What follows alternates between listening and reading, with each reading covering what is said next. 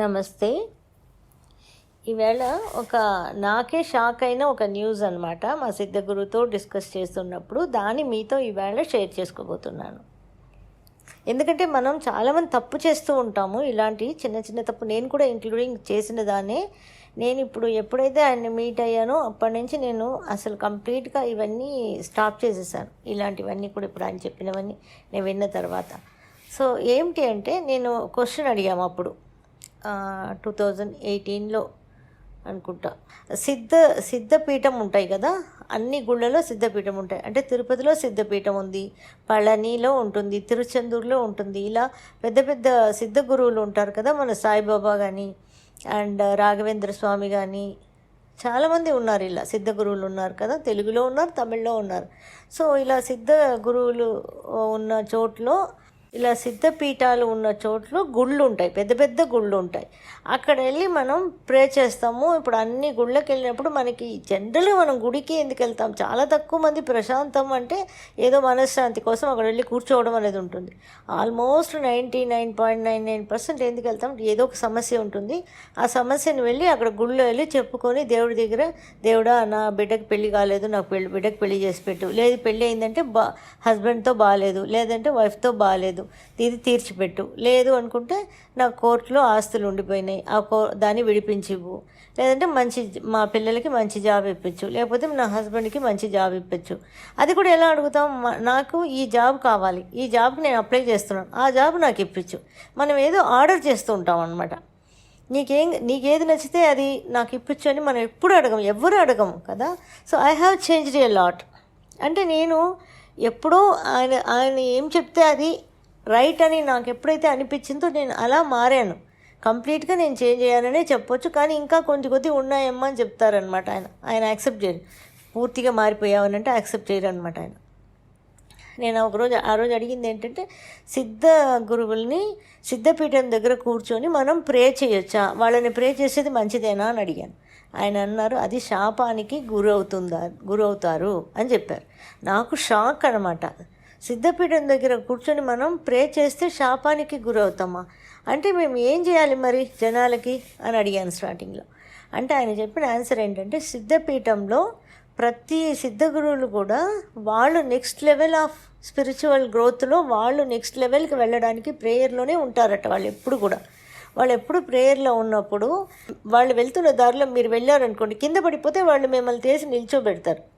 అలా కాకుండా వాళ్ళు అంత స్పీడ్లో వాళ్ళు వెళ్తూ ఉంటే నెక్స్ట్ లెవెల్ కోసం మీరు వెళ్ళి మధ్యలో ఆగి వాళ్ళని ఆపి ఒక క్వశ్చన్ అడుగుతూ ఉన్నారు. వాళ్ళు కోపం వస్తుందా రాదా అని అడిగారు. వస్తుంది, కోపం వస్తుంది అన్న. కోపం వస్తే వాళ్ళు ఏం చేస్తారు? శాపమే ఇస్తారు. అంటే ఇప్పుడు నేను తిరుచెందూరు, తిరుపతి అన్ని గుళ్ళకి వెళ్ళి చాలా మొక్కులు చేస్తారు కదా. ఆ మొక్కులని చేసేటప్పుడు అదన్నీ సిద్ధపీఠాలే కదా. మీరు చేసే మొక్కులని వాళ్ళు అడిగారా మిమ్మల్ని అని చెప్పారు. వాళ్ళు ఎందుకు అడుగుతారు? వాళ్ళు డెఫినెట్గా ఆ స్టేజ్లో లేదు. మీ మొక్కులు మీరు అంగప్రదక్షిణం చేస్తారు, మోకాళ్ళలో నడుస్తారు, ఎన్నెన్నో చేస్తారు, చేతుల్లో కర్పూరం వెలిగించు, ఇవన్నీ వాళ్ళు అడిగారా మిమ్మల్ని? కాదు కదా. మీరంతటి మీరే పెట్టుకున్నారు, మీరే చేస్తున్నారు. దానికి వాళ్ళు ఎక్కడ కూడా బాధ్యులు కారు. ఇంకొకటి ఏంటంటే, ఆయన చెప్పింది సిద్ధపీఠం దగ్గర కూర్చొని మనం ఎప్పుడు కూడా నాకు ఇది కావాలి, అది కావాలి అనే ప్రేయర్ అనేది చేయకూడదట. ఏం చేయాలి? అక్కడ కూర్చొని, సిద్ధపీఠం దగ్గర కూర్చొని ఆ గుళ్ళకి వెళ్ళినప్పుడు మనం మీ సమస్య ఏదో దాన్ని వాళ్ళ దగ్గర అడగొద్దు. అక్కడ మీ మైండ్లో మీరు తలుచుకుంటూ ఉండండి. తలుచుకుంటూ ఉన్నప్పుడు మీకు దానికి ఒక సొల్యూషన్ మీ మైండ్లోనే ఏర్పడుతుంది.